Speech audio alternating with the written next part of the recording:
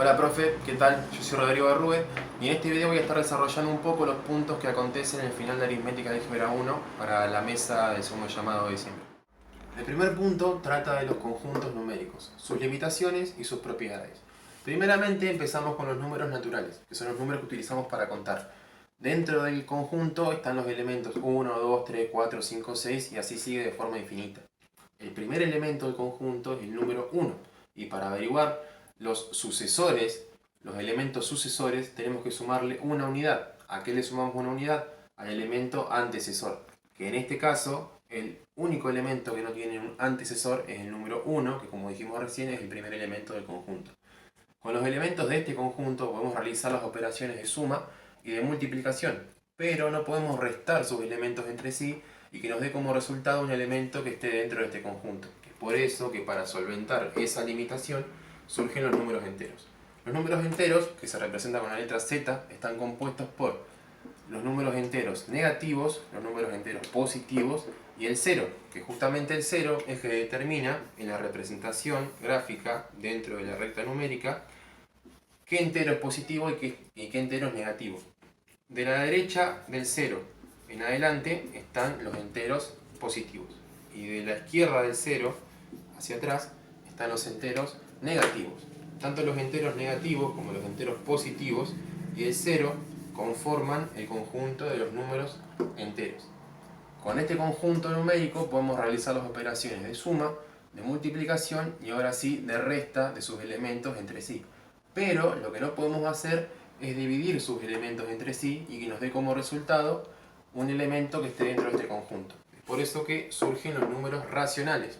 Los números racionales se representan mediante la expresión P sobre Q, que tanto P como Q son números enteros y Q tiene que ser distinto de 0 porque para la división no está definida la partición en 0 partes. Cada fracción es un número racional y cada número racional tiene infinitas fracciones equivalentes.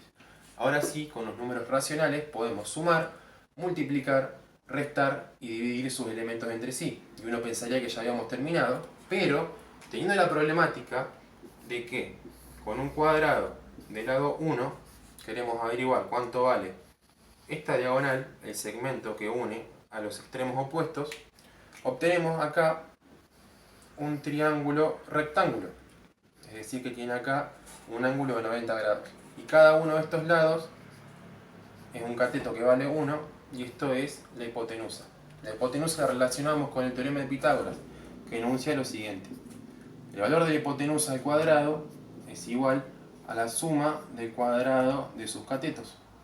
Y si trabajamos un poco algebraicamente esta expresión y elevamos al cuadrado ambos miembros de la igualdad, obtenemos que la hipotenusa es igual a la raíz cuadrada de la suma del cuadrado de sus catetos. Y como conocemos el valor de sus catetos, que cada uno vale 1, tenemos 1 al cuadrado más 1 al cuadrado es igual a 2.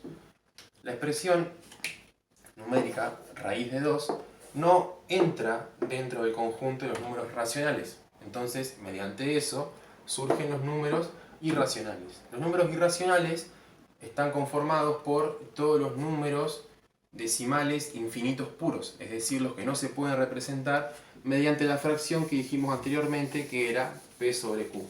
Entonces, mediante la operación de conjuntos unión, unimos al conjunto de los números racionales, que se representa con la letra Q, y al conjunto de los números irracionales, que se representa con la letra I, y obtenemos el conjunto de los números reales, que es el conjunto de los números que utilizamos en álgebra para trabajar durante todo el año. En este punto vamos a hablar de la multiplicación de polinomios, dentro de los cuales tenemos tres casos diferentes.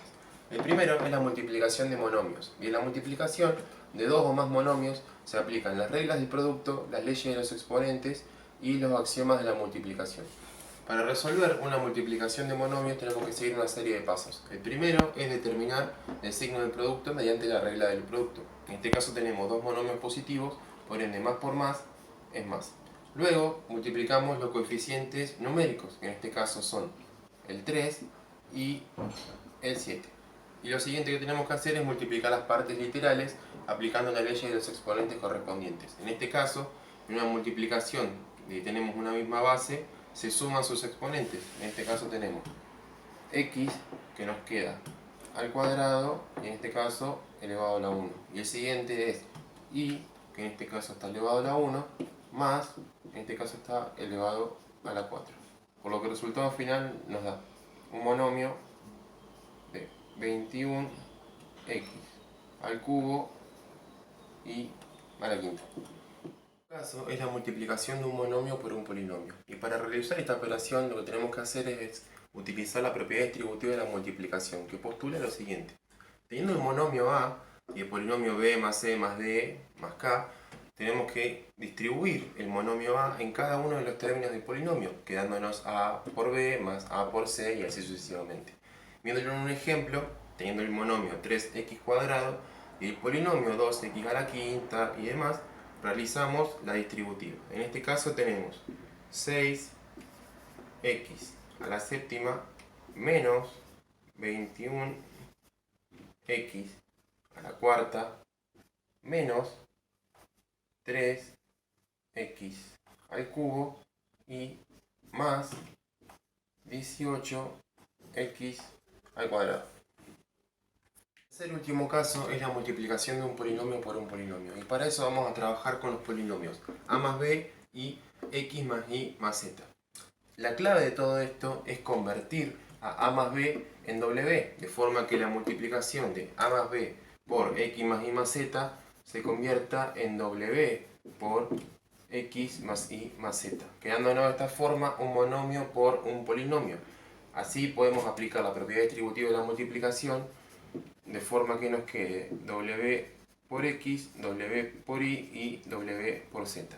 Luego reemplazamos a w por su valor inicial, que era a más b, de forma que nos quede a más b por x, a más b por y y a más b por z. Y nuevamente aplicamos la propiedad distributiva de la multiplicación para así obtener el polinomio resultante, que es a por x más b por x más a por y más b por y más a por z más b por z. Ahora vamos a ver la división de polinomios, dentro de los cuales también tenemos tres casos. El primero es la división entre monomios, y para realizar una división entre monomios tenemos que seguir una serie de pasos. El primero es dividir los coeficientes numéricos. En este caso tenemos 18 y 9. Y lo siguiente es efectuar la ley de los exponentes correspondientes. En una división de potencia de una misma base, mantenemos la base y a sus exponentes los restamos. En este caso tenemos 15 menos 4, para que el monomio resultante nos quede 18 dividido en 9, 2, y a elevado a la 11. El segundo caso es la división de un polinomio entre un monomio, y para eso tenemos que aplicar la propiedad distributiva de la división, es decir que a cada término del polinomio hay que dividirlo por el monomio. En este caso lo que vamos a usar son los siguientes. Tenemos el polinomio de 15x al cubo menos 12x al cuadrado más 6x dividido por el monomio de 3x. Y si aplicamos la propiedad distributiva de la división, nos queda lo siguiente: 15x al cubo sobre 3x menos 12x al cuadrado sobre 3x más 6x sobre 3x.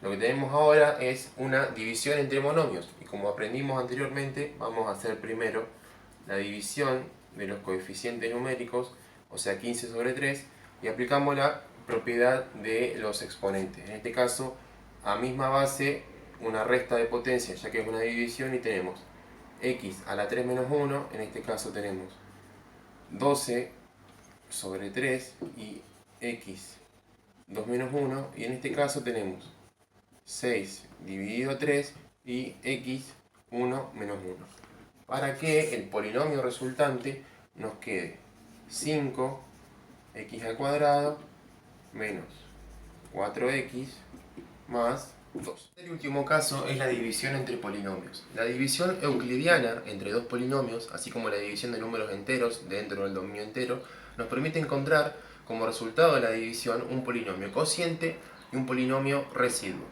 Para efectuar la división entre dos polinomios hay que seguir una serie de pasos. El primero de todo es ordenar de forma decreciente el polinomio dividendo inicial en base a una letra que tengan en común también con el divisor, que en este caso es la x.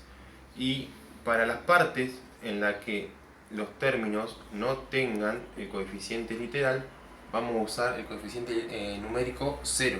Pero en este caso están todos los términos. Así que los ordenamos de forma decreciente y nos quedan de la siguiente manera. Todo esto dividido el polinomio divisor, que es 3x. Ahí está.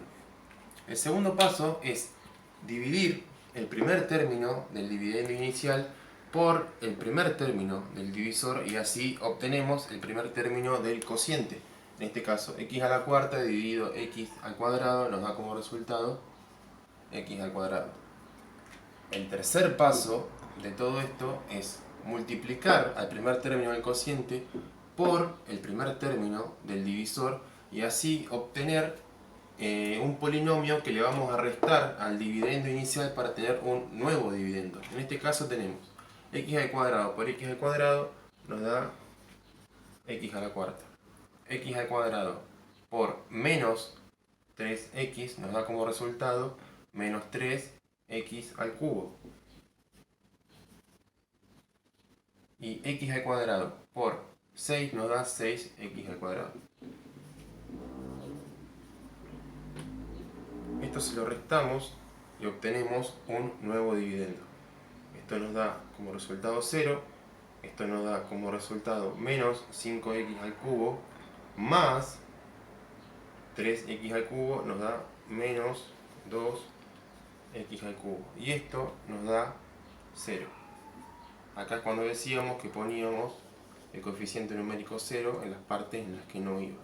Y completamos con los demás términos.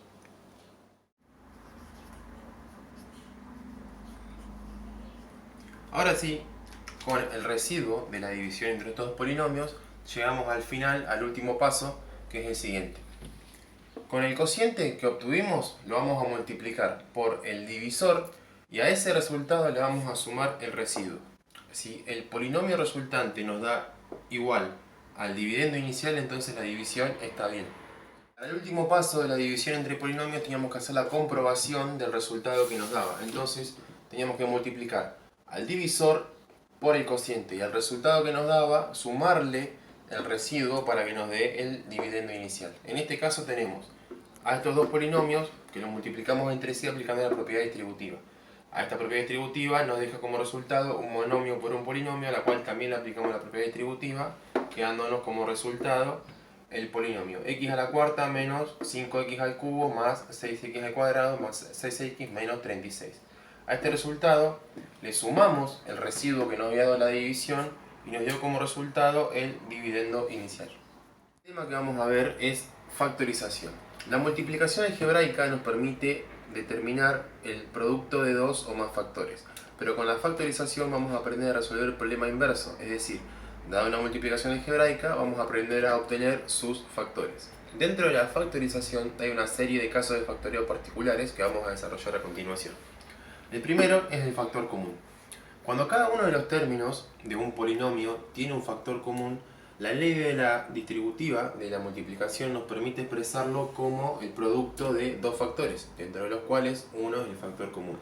Y para resolver eso, tenemos que seguir una serie de pasos. El primero es determinar cuál es el máximo factor común de los coeficientes numéricos, que en este caso vemos que es el 2. El siguiente paso es determinar cuál es el máximo factor común de la parte literal, que en este caso tenemos la x, y vemos que el máximo factor común es x al cuadrado. El tercer paso es encontrar el máximo factor común del polinomio, que lo obtenemos multiplicando al máximo factor común de la parte numérica y de la parte literal. Por ende, el máximo factor común acá es 2x al cuadrado. El siguiente paso es expresar a cada uno de estos términos del polinomio como el producto del máximo factor común del polinomio y el resultado que nos daría si dividimos esto por esto que tenemos acá. Entonces tenemos 2x al cuadrado y lo tenemos que dividir a este término, entonces nos quedaría 2x. El siguiente término es 2x al cuadrado por 4x al cuadrado. Y el siguiente término es 2x al cuadrado por 1. Una vez que expresamos a cada uno de los términos como la multiplicación del máximo factor común del polinomio por cada uno de estos términos, mediante la ley distributiva de la aplicación podemos factorizar esto que tenemos acá y nos queda 2x al cuadrado por los términos restantes que obtuvimos de dividir los términos iniciales por el máximo factor común,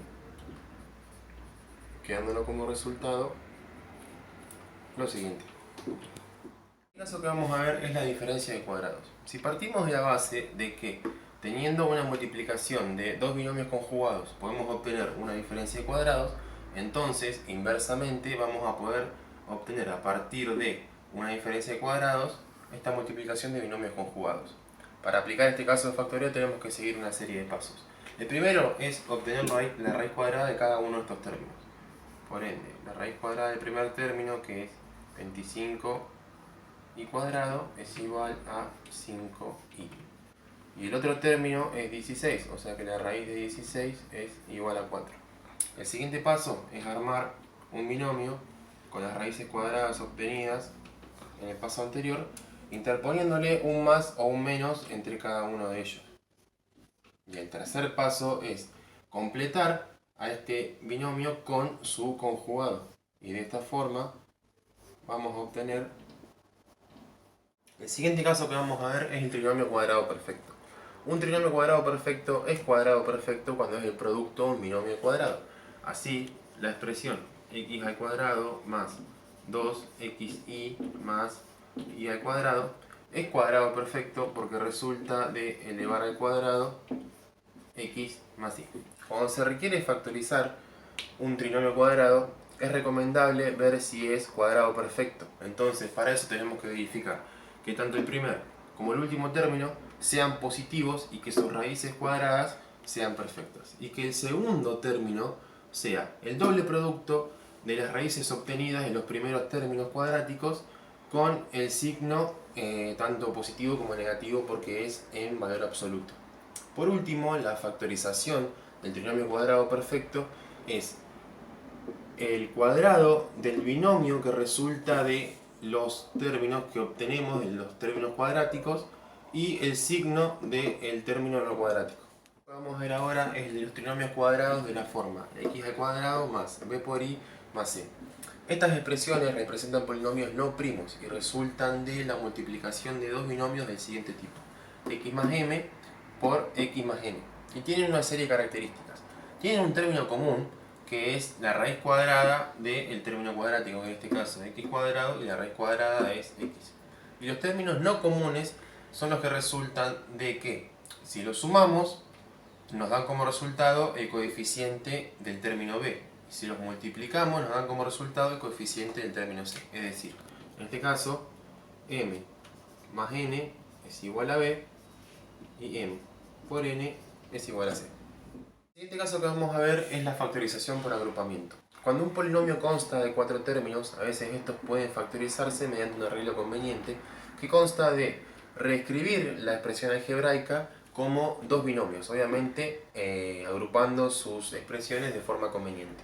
En el siguiente polinomio vemos que tenemos bx más bi más 3x más 3y y los dos primeros términos tienen como factor común a b y el tercer y cuarto término tienen como factor común a 3. Entonces, reescribiendo esto como una expresión de factores, tenemos que b por x más y más 3 por x más y es el resultado. Y si prestamos atención, x más y es factor común también. Así que reescribiendo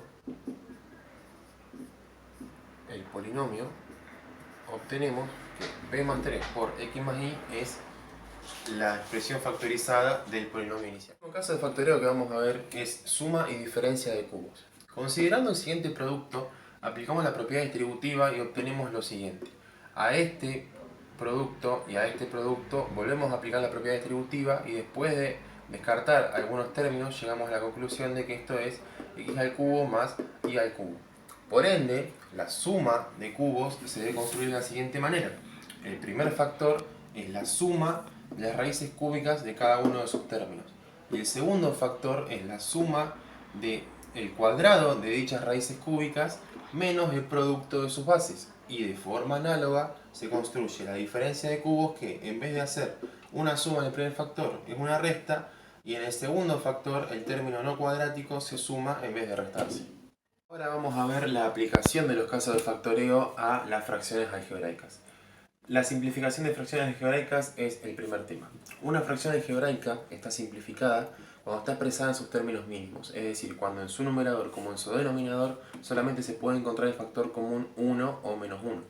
A la hora de simplificar una fracción algebraica debemos tener en cuenta que tenemos que eliminar el factor común tanto el numerador como el denominador. Todo esto en base a la siguiente propiedad. Tenemos k por a en el numerador y k por b en el denominador. K aparece como factor común tanto en el numerador como en el denominador. Entonces se puede eliminar de forma que nos quede a sobre b, siempre y cuando k y b sean distintos de 0. Esta propiedad nos indica que siempre que hay que factorizar hay que hacerlo por completo, tanto en el numerador como en el denominador. Y acá tenemos un ejemplo. En esta fracción algebraica, arriba tenemos un polinomio que lo vamos a factorizar como un trinomio de la forma x cuadrado más bi más c, quedándonos de esta forma. Y en el denominador tenemos una diferencia de cuadrados, entonces nos va a quedar de esta forma. Como podemos ver, tanto en el numerador como en el denominador tenemos el binomio x menos 4, que es un factor común. Se va a cancelar de forma que el resultado final nos quede x menos 3 sobre x más 4. La multiplicación de fracciones algebraicas. El producto de dos o más fracciones algebraicas da como resultado otra fracción algebraica cuyo numerador es el producto de numeradores y cuyo denominador es el producto de denominadores. Así lo indica la siguiente propiedad, y nos dice que si tenemos a sobre b por c sobre d, nos va a dar igual un numerador que es el producto de numeradores y un denominador que es el producto de denominadores, siempre y cuando b y d sean distintos de 0. En el siguiente ejemplo tenemos dos fracciones algebraicas y las vamos a multiplicar. Numerador por numerador y denominador por denominador, que nos da como resultado esto. Pero si vemos con atención, este binomio que está acá lo podemos expresar como un producto de binomios conjugados. Lo mismo podemos hacer con esto. Y en estos binomios que tenemos acá tenemos factor común 2, que lo vamos a sacar afuera, y factor común 4, que lo vamos a sacar afuera. Nos queda i más 2 e i más 2 como factor común, tanto en numerador como en denominador, i más 7 e i más 7 como factor común en numerador y denominador. Ambos se cancelan y acá tenemos 2 cuartos, que nos va a quedar un medio. Eso nos da como resultado final i sobre 2 sobre 2 por i menos 7. A ver la división de fracciones algebraicas. La operación de dividir una fracción algebraica entre otra consiste en multiplicar la fracción que corresponde al dividendo por el inverso multiplicativo de la fracción que corresponde al divisor. Así lo indica la siguiente propiedad. Acá tenemos el dividendo, que vendría a ser a sobre b, multiplicado por el inverso multiplicativo de la fracción c sobre d, que en este caso es d sobre c. Y como acá tenemos una multiplicación de fracciones algebraicas, directamente hacemos numerador por numerador, nos queda a por d, y denominador por denominador, y nos queda b por c. Acá lo hemos aplicado en el siguiente ejemplo. Si lo hacemos directamente, en el numerador tenemos a al cuadrado más a por x cuadrado menos x cuadrado. Y esto va a ir al numerador. Y acá en el denominador tenemos x cuadrado por 1 menos a cuadrado, que va a ir al denominador. Acá podemos sacar factor común a y acá podemos sacar factor común x cuadrado. Si lo desarrollamos nos queda de esta manera, y tanto en el denominador como en el numerador tenemos factor común x cuadrado, y tanto en el numerador como en el denominador tenemos factor común 1 más a. Una vez que lo pasamos en limpio nos queda a por a menos 1, y en el denominador nos queda 1 menos a. Si sacamos factor común menos 1 de este binomio que tenemos acá, nos va a quedar a por menos 1, ya que 1 menos a se van a cancelar, y a por menos 1 te queda menos a.